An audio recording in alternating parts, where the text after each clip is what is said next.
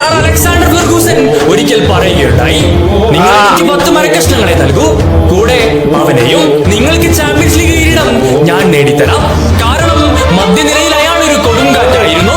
ഏത് സമ്മർദ്ദഘട്ടത്തിലും വളരെ ശാന്തനായിക്കൊണ്ട് പുൽമേടുകളിൽ ആടിപ്പടരാൻ അയാൾക്ക് സാധിക്കും. റൊണാൾഡീഞ്ഞോയും പാവൽ നെഡ്വെഡും അഴിഞ്ഞാടിയിരുന്ന മധ്യനിരയിൽ അയാളുടെ മികവിനാൽ സ്വന്തം നാമം എഴുതി ചേർക്കാൻ അയാൾക്ക് അധിക നാൾ വേണ്ടി വന്നില്ല.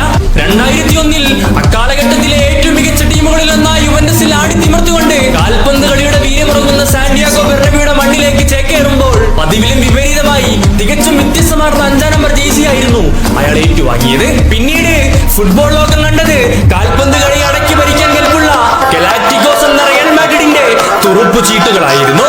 അന്നവർക്കെതിരെ നിൽക്കാൻ ഏതൊരു ടീമും തെല്ലും ഭയന്നിരിക്കണം.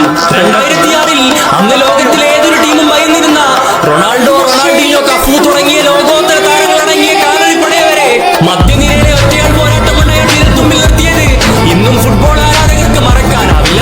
അന്ന് അയാളുടെ പ്രകടനം കണ്ടു നിൽക്കുകയല്ലാതെ മറ്റൊന്നും ചെയ്യാനാവാതെ ഏറെ നിസ്സഹായതയോടെ വേൾഡ് കപ്പിന്റെ ക്വാർട്ടർ ഫൈനലിൽ നിന്നും ബ്രസീൽ പുറത്തായി.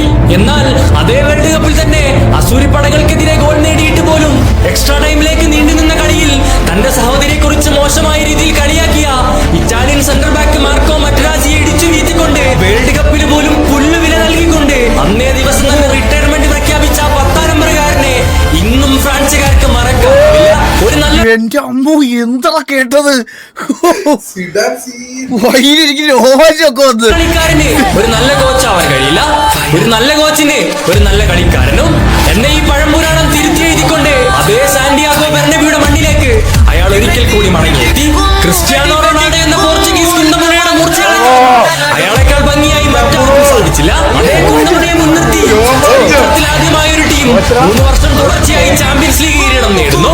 വിജയത്തിന്റെ ഉച്ചകോടിയിൽ എല്ലാം നേടിയ റയൽ മാഡ്രിഡിൽ നിന്നും അയാൾ വീണ്ടും പടിയിറങ്ങി. എന്നാലും ഇന്നും കാൽപന്ത് കളി അയാളെ പിന്തുടരുകയാണ്.